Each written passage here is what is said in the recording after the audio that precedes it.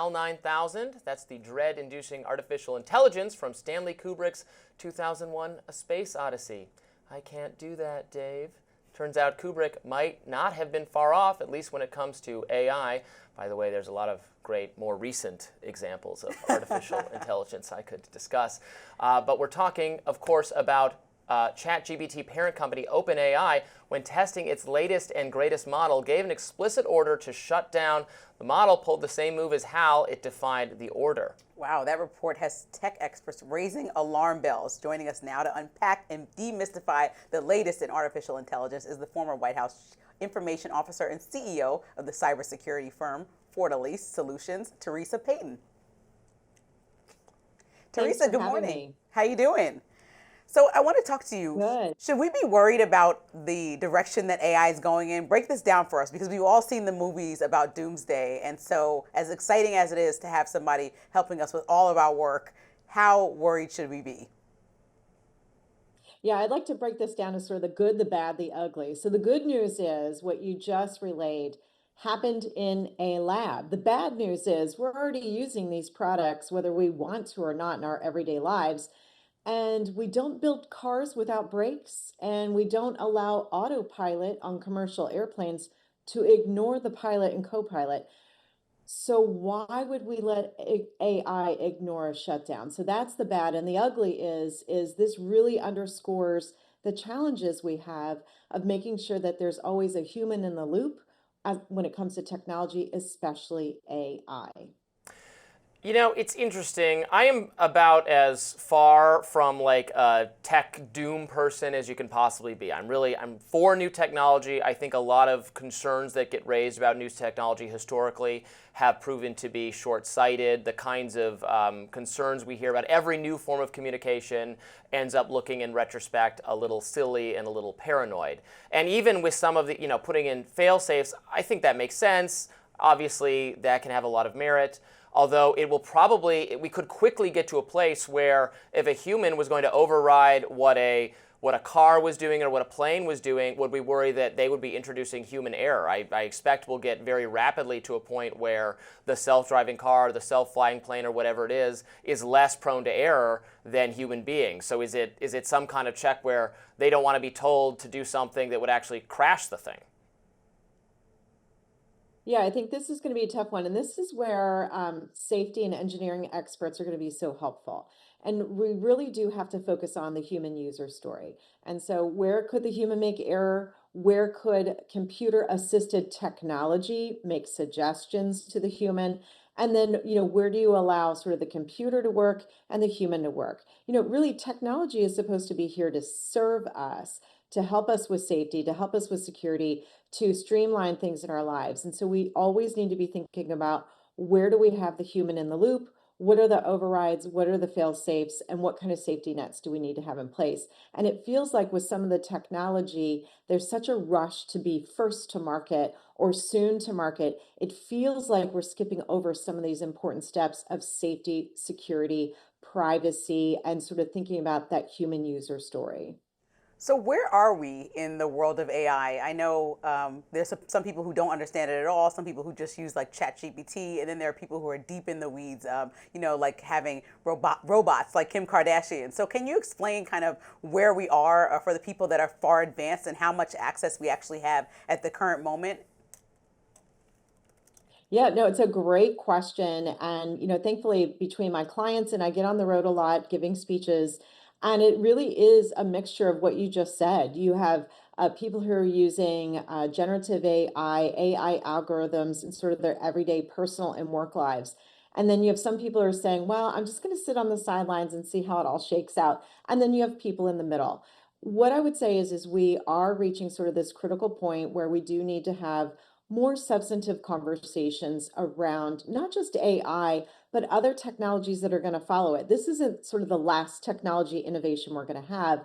And really, I think what I've been calling for several years is in the United States, we need an individual privacy bill of rights. So no matter what technology is hot, no matter what's not, we always still sort of our individual privacy bill of rights as it relates to digital data, data collection, data tracking, data tools that we happen to use, tools that are used to help us, tools that are used to track us. And if we had that, then we would have the right guardrails in place for this technology and what comes behind it.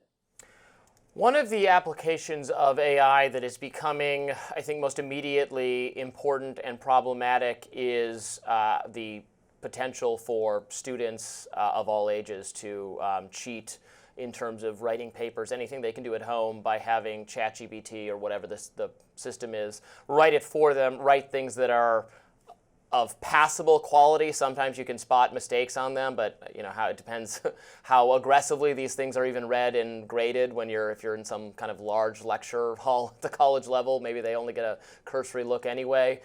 To my mind, I don't think this is going to be an unsolvable problem. It just means teachers got to do more in-class essays and speeches and those sorts of things, not the kinds of things you could cheat on by taking home. But how are classrooms reckoning with the reality of this technology?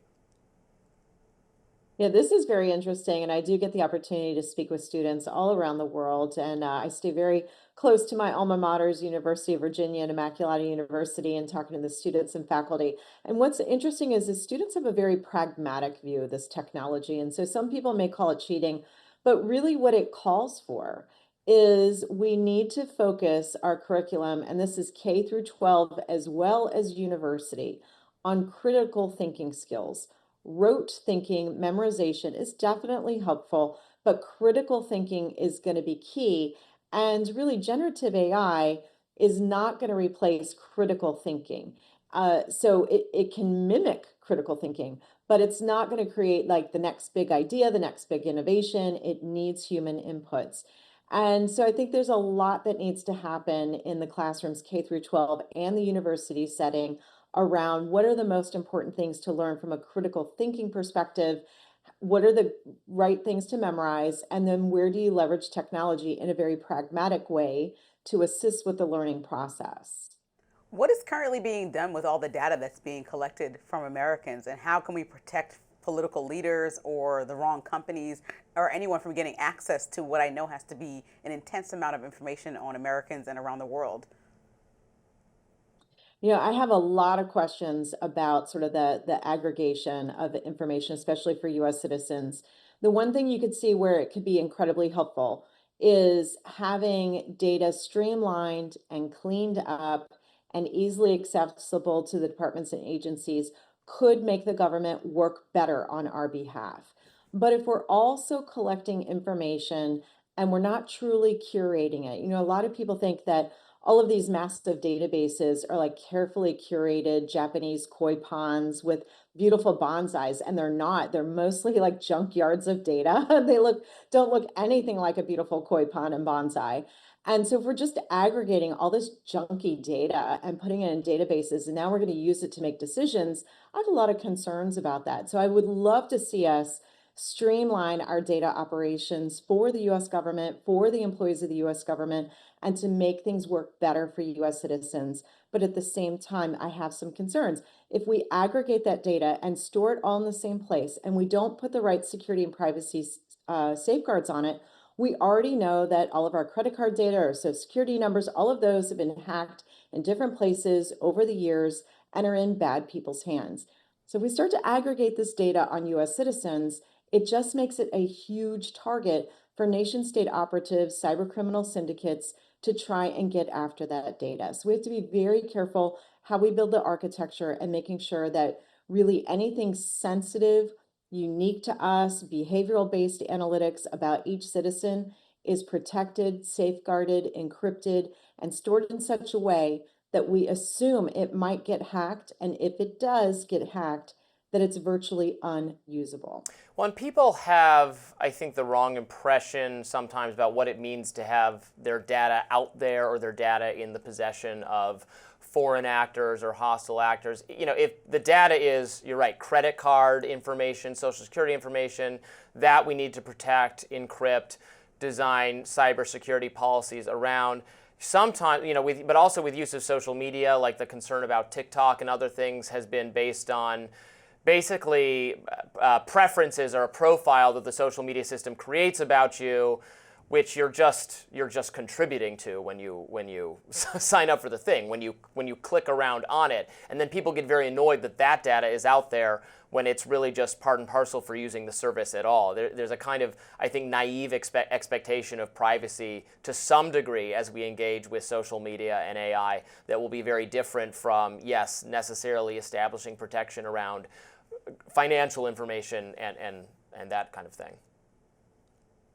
No, you're right. I mean, if you think about it, sometimes Silicon Valley, big tech, social media platforms, they give you sort of this air of, well, you can set your account to private and you can opt into all these privacy settings. You even recall like some browsers would say, like, we have an incognito mode or an invisible mode. And all of those things give a false sense of, okay, I've got a terms and service agreement with this platform and I've got a private account, privacy settings. I feel like I've done everything I need to do. And I just want to share photos with my grandmom or share my travels with my friends. And you don't realize, like, once it's on the internet never forgets, and delete is never really delete. And so that is the thing, is this information is being collected about us, and because we don't have an individual privacy bill of rights as it relates to our digital age, we don't get to opt in and see what's being collected about us, ask for it to be deleted, ask for it not to be shared. And oh, by the way, social media platform, if you're making money off of me, maybe I want in on that action too. So if you're making 5 cents on every click I'm making because of ads, maybe I want 2 cents of that. But we don't have those guardrails and we don't have those rights explicitly spelled out for us. And it's really past time. I have monetization turned on for X, and I get a little check every 2 weeks or so based on how well my tweets do that I really appreciate. So I think that could be the wave of the future. Theresa, thank you so much for joining us.